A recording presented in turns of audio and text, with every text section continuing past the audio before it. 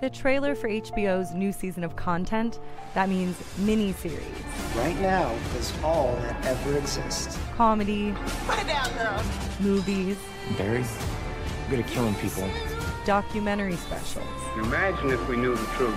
May honestly make you wish for a sick day at home with your laptop. Clearly at this point, TV has just eclipsed the narrative complexity of film.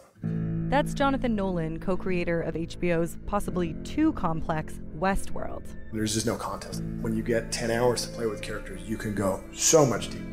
Nolan says he used to hear from executives all the time that material was good, but too sophisticated for the audience. And you kind of think, okay, with all due respect, what makes you think you're smarter than the audience? But nowadays, with so many more platforms, not all shows have to have mass appeal. Executives have learned the audience is incredibly smart. That's one of the sea changes. Just even imagine that conversation, given the quality and caliber of the shows that are being made these days. It's kind of hard to imagine that there was a moment like that.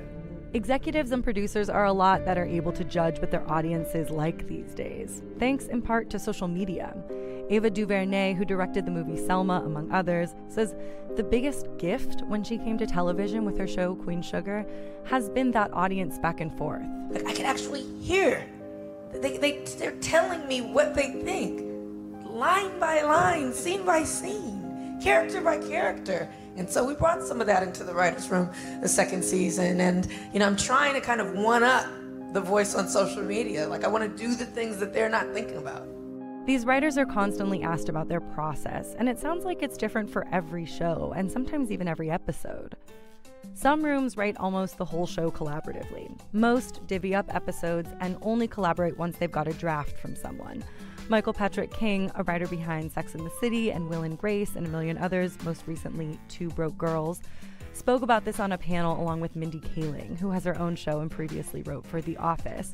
This is his reenactment of trying to write something as a group, sitting around a table, staring at the same screen. The idea of a blank page with TV monitors and 10 people around a room going in, on, in the, it's i.e.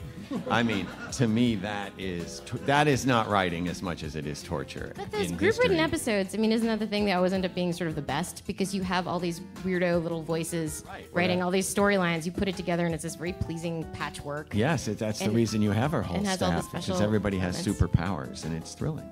Some of these writers' room dynamics are eternal. But right now, there's a real push to shift who's in the room.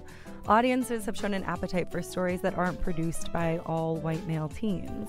Tanya Sarachado with the Starz show Vida says for the first time, she doesn't feel like the cultural ambassador on a team. My entire writer's room is Latinx. We have one cis male, too. And when they came, they all had been sort of the token in other rooms. So there was a lot of PTSD, and I'd be like, you're safe. You're safe now. Rachel Bloom, a writer with Crazy Ex-Girlfriend, says breaking up those boys' clubs makes for more exciting television. The culture of comedy writers' rooms in general are changing. So not only that women can finally express themselves, but men can also express themselves. And they can express vulnerability, and they can cry, and they can say, what you said hurt me right now. I think that's really important for the culture of comedy, and it makes us all better. That is, if more enlightened comedy is what you're into. But if it's not, don't worry. It's not that television is moving in one direction. It's moving in every direction. There's just more of it. For Philosophy Talk, I'm Liza Veal.